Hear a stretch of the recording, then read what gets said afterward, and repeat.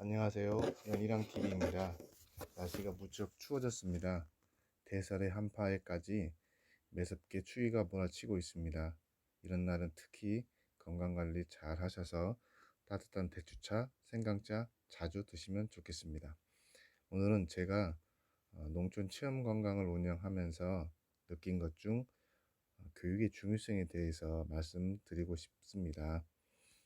옛말에 교육은 백년대계라고 했습니다. 100년을 내다보는 큰 계획이란 의미인데요. 저에게도 교육은 농장과 개인 모두의 발전의 계기가 되었습니다.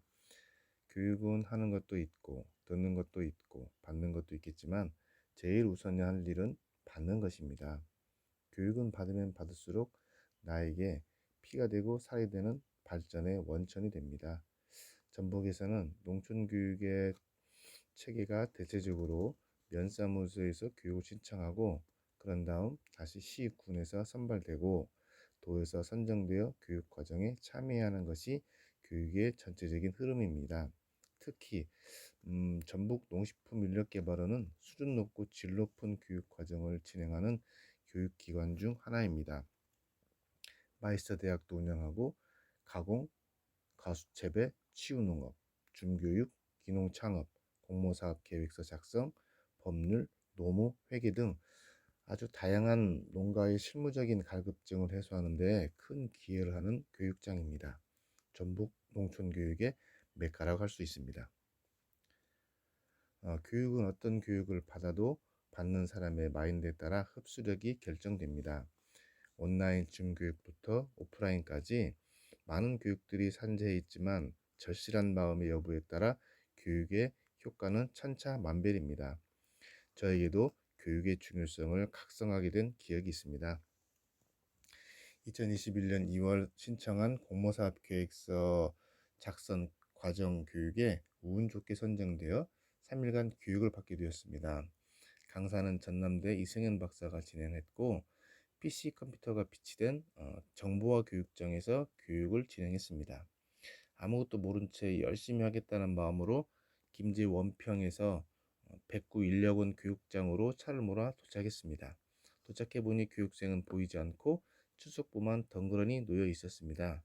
책상 위에 놓인 출석부에 이름을 작성하고 보니 내가 일본으로 제일 먼저 도착한 것입니다. 이어 담당 주무관이 교육실에 들어와서 반가이 맞아주었습니다.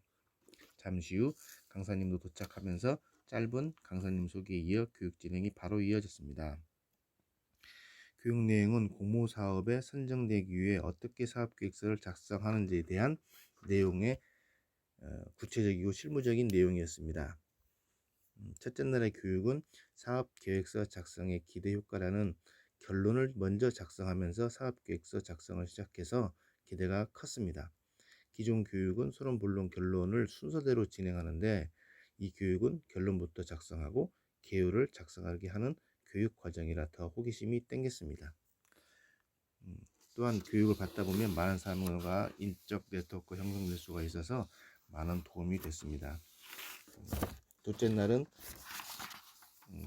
본론에 또 들어가서 사업계획서 작성 요령에 대해서 구체적으로 배웠으며 셋째 날은 마무리 시간이 되었습니다. 사업계획서 작성 순서를 문서가 주는 양식 번호대로 하지 않고 중요한 것부터 먼저, 즉 결론부터 먼저 작성한 후 내용과 개요를 나중에 작성하는 방식의 계획서 작성이었습니다. 요긴하게 배워서 적극 활용하고 있습니다. 대부분의 더불어서 공모사업, 보조사업 등의 조건과 내용 등에 대한 팁도 얻을 수 있어서 무척 큰 수학 중의 하나였습니다. 이런 교육은 어떤 교육에서도 통용되기에 활용하면 참 좋은 결과가 나올 것 같습니다. 지자체에서는 여러 분야의 교육을 진행합니다. 각 담당별 교육도 진행하고 업무별 교육도 진행하고 있고요. 지자체 자체 홍보 플랫폼이나 네이버 밴드, 2차 중간 조직, 페이스북 등을 공유하면은 교육의 일정과 내용을 확인해 볼 수가 있습니다. 또한 교육을 참여하게 되면 교육 이수증을 발급하게 되는데 차후의 교육 선정에 도움이 됩니다. 이상으로 제가 교육에 대한 중요성에 대해서 느낀 대로 말씀을 좀 드렸습니다. 교육의 첫걸음은 시작부터 마무리도 교육에서 이루어지리라 믿습니다. 날씨가 추워지고 있습니다. 건강관리 잘 하시고요.